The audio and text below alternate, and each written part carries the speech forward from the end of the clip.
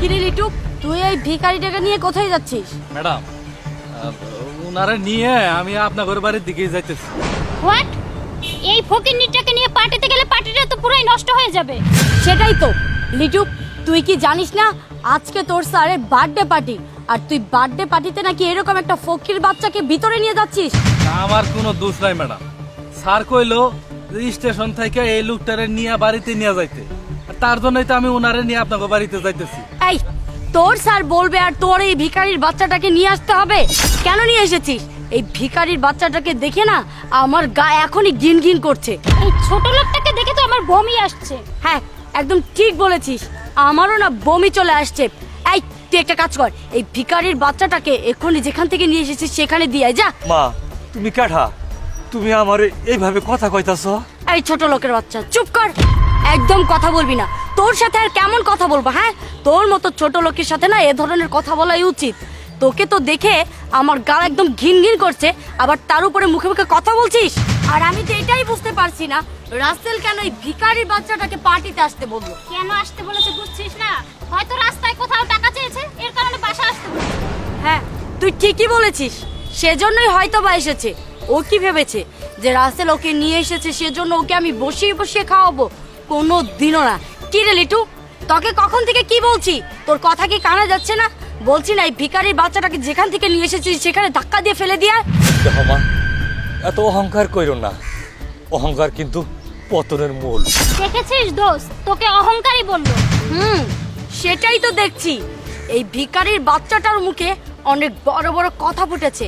এই তুই জানিস আমি কে? আমি হচ্ছি রাসেল চৌধুরীর ওয়াইফ, সে হচ্ছে কোটিপতি, আমি হচ্ছি কোটিপতির ওয়াইফ। আমার অহংকার থাকবে না? কার অহংকার থাকবে? দেখো মেয়ে, তুমি যদি রাসেল চৌধুরীর বউ হও, তাহলে আমি রাসেল চৌধুরীর জন্মদাতা বাবা।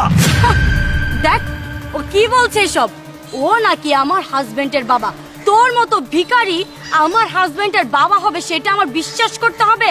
দেখ তুই একদম উল্টাপাল্টা কথা বলবি না, এখান থেকে যা তো তুই। সেটাই তো, এ নাকি রাসেল চৌধুরীর বাবা। তুই বাবা হওয়ার কোনো যোগ্যতা রাখিস রাসেল চৌধুরীর? সেটাই তো, দেখ না কি উল্টাপাল্টা কথা বলছে। ও ভেবেছে ও আমাকে বলবে আর সেটা আমার বিশ্বাস করে নিতে হবে। এই তোর মতো ভিখারি রাসেল চৌধুরীর বাবা কিভাবে হয়? তুই ভেবেছিস যে তুই আমাকে যেটা বলবি আমার সেটাই বিশ্বাস করে নিতে হবে? শোন, তোকে একটা কথা বলে দিচ্ছি, তুই যদি তোর ভালো চাস তাহলে তুই এখান থেকে চলে যা। একটা কথা, আচ্ছা আপনি কি সত্যি সত্যি আমাকে রাসেল স্যারের বাবা? হ্যাঁ, আমি তোমাদের রাসেল স্যারের বাবা। তাই তো কই, স্যার আমার এত আদর যত্ন কইরা উনার কেন বাড়ি পর্যন্ত পৌঁছায় দিতে কইছে। স্যার দেখেন, এইখানে যে ঘটনাগুলো ঘটছে আপনি দয়া করে স্যারের কইন না, তাহলে কিন্তু আমার চাকরি থাকবো না। আরে না না, কেন বলবো? তোমার তো কোনো দোষ নাই, দোষ হচ্ছে ওদের। এই লিটু, তুইও কি পাগল হয়ে গিয়েছিস নাকি?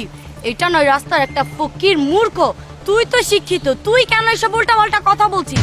তুই কিভাবে ভাবলি যে এরকম একটা রাস্তার ফকির তোর রাসেল স্যারের বাবা হবে?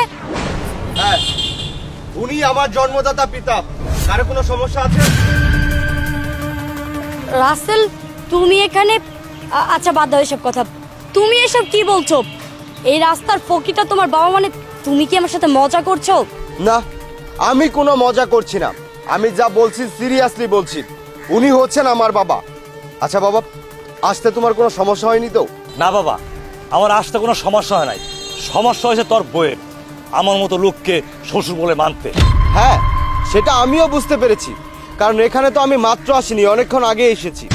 কি আমার বাবাকে নিয়ে তোমার অনেক সমস্যা, তাই তো? হ্যাঁ, আমার মেনে নিতে কষ্ট হচ্ছে, আর কষ্ট হওয়ারই তো কথা। তুমি একটা জিনিস খেয়াল করে দেখেছো, উনিকে দেখতে কেমন দেখা যাচ্ছে? রাস্তার একটা ফকির, আর এই রাস্তার একটা ফকির সে কিনা হবে আমার শ্বশুর, সেটা আমি কখনো মেনে নিতে পারবো না। তুমি আমাকে দেখো, আমি কতটা স্মার্ট, তুমি কতটা স্মার্ট, আর আমার শ্বশুর কিনা এরকম একটা গ্রামের খ্যাত, সেটা আমি কখনো মেনে নিতে পারবো না। ওনাকে আমি শ্বশুর হিসেবে কখনো মানবো না। রাসেল, তুমি এটা কি করলে? তুমি এরকম একটা ভিক্ষুকের জন্য আমার গায়ে হাত তুললে?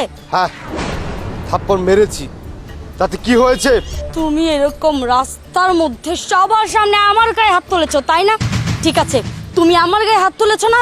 তোমার কাছে দুইটা অপশন আছে, তুমি হয় ওয়াইফ হিসাবে আমাকে বেছে নিবে, আর তা না হলে তোমার বাবাকে বেছে নিবে। তুমি কোনটা বেছে নিতে চাও? কি কি বললে তুমি? আমি আবার একটু শুনতে চাচ্ছি, আমি ভালো করে শুনতে পাইনি, তুমি কি বলেছো? ঠিক আছে, আমি তোমাকে আবার বলছি, তোমার ডিসাইড করতে হবে যে তুমি কাকে বেছে নিতে চাও।